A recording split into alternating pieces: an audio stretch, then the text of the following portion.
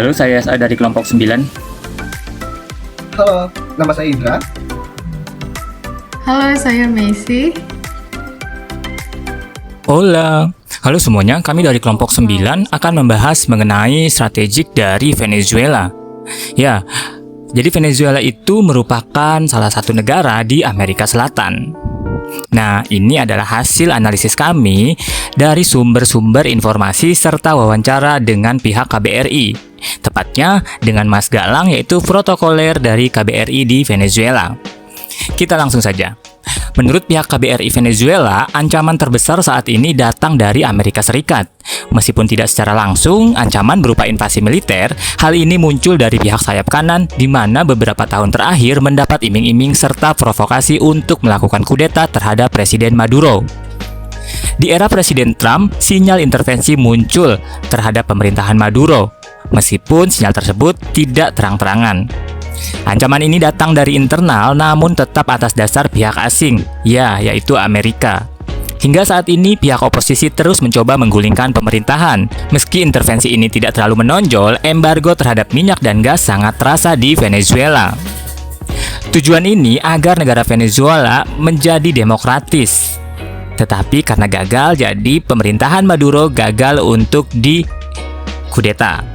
Sementara dari sisi perbatasan, konflik perbatasan antara Venezuela dan Kolombia sempat terjadi pada tahun 2017. Akhirnya, kini perbatasan dijaga ketat oleh militer untuk menghindari ketegangan kembali. Masing-masing dari kedua pemerintahan telah menyiapkan militer di kedua sisi. Sementara dari strategik untuk menghindari future strategic shock dalam kebijakan politik luar negerinya yang diberi nama politik perdamaian Bolivarian, krisis minyak yang terjadi membuat pemerintah Venezuela melakukan diplomasi melalui membangun relasi dengan negara-negara aliansi mitra yang sehaluan. Misalnya saja ada Tiongkok, Kuba, Rusia, Iran, Nicaragua, dan lainnya. Hal ini tentu saja agar ekonomi tetap terjaga dan pemenuhan dalam negeri tetap stabil. Servicio Bolivariano de Inteligencia Nacional atau biasa disebut dengan SEBIN merupakan sebuah agen intelijen nasional Venezuela. Tugas SEBIN tidak hanya menghalau ancaman dari luar, akan tetapi juga menghalau ancaman dari dalam. Salah satu contoh dari penghalauan ancaman dari luar yang dilakukan oleh SEBIN adalah melumpuhkan oposisi yang berusaha menyerang Presiden Maduro dan juga jajarannya. Untuk pencegahan dalam, salah satu direktur SEBIN tertangkap tangan ingin melakukan kudeta terhadap kepemimpinan Maduro. Pengaruh SEBIN terhadap keamanan Venezuela terbilang sangat besar karena intelijensi mereka tidak hanya bertugas di luar, akan tetapi di tempat-tempat umum di Venezuela. Di sisi yang bersamaan, masyarakat Venezuela akan merasa diawasi dan juga merasa nyaman karena adanya peran SEBIN. Pemilihan presiden di Venezuela dianggap kontroversial dan terjadi banyak kecurangan. Venezuela mengalami ketidakstabilan politik dan masyarakat yang terpecah belah, dengan serangkaian pemilu yang diadakan untuk menentukan kepemimpinan dan arah masa depan Venezuela. Dalam pemilihan ini, Maria Corina Machado adalah mantan anggota majelis dan muncul sebagai pemimpin oposisi utama. Machado memenangkan pemilihan untuk mewakili koalisi oposisi Plataforma Unitaria.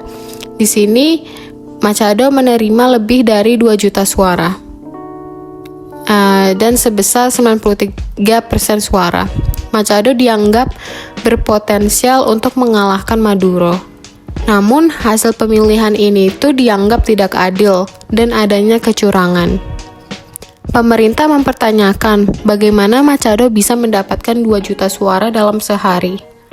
Maka dari itu, Pengadilan Tinggi Venezuela memundurkan atau menunda hasil pemilihan presiden yang diadakan oleh koalisi oposisi, meskipun ada kesepakatan untuk mengadakan pemilihan umum yang bebas. Jika Machado lanjut menjadi presiden dalam oposisi, besar kemungkinan para pendukung dari oposisi bisa melakukan protes. Gerakan-gerakan ini bisa menimbulkan gejolak atau konflik dalam masyarakat. Jadi jika hasil keputusan dari mahkamah tidak direvisi, kemungkinan akan terjadi lagi.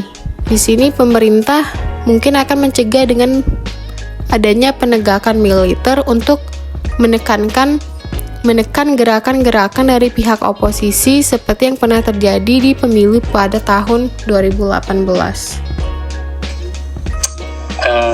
Invasi militer gitu, atau invasi lainnya sebenarnya nggak hanya militer sih. Mungkin invasi yang datang justru dari pihak sayap kanan, radikal sayap kanan, karena ya kita tahu Venezuela ini kan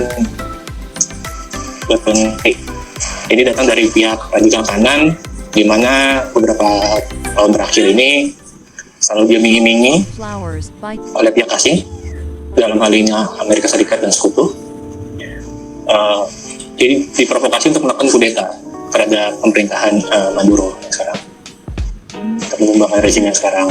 Jadi terakhir yang diketahui pada zamannya Presiden Trump, itu Amerika Serikat memberikan sinyal untuk melakukan intervensi terhadap pemerintahan Maduro, tapi belum tahu juga bentuk intervensi seperti apa, tapi sudah ada sinyal. Jadi Perlu diketahui, media memiliki peran penting terhadap kebijakan pemerintah Venezuela. Misalnya saja mengenai krisis yang terjadi pada tahun 2014. Ya, benar, pemberitaan yang didistribusikan oleh media terhadap embargo minyak dan gas berdampak terhadap Venezuela. Seolah mendapatkan krisis yang sangat bertubi-tubi ataupun berkepanjangan, pemberitaan terhadap Venezuela begitu kencang disebarkan ke seluruh dunia.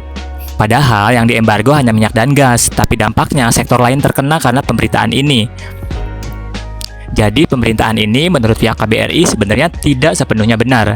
Dari yang disampaikan pihak KBRI, sebenarnya situasi dalam negeri Venezuela normal-normal saja.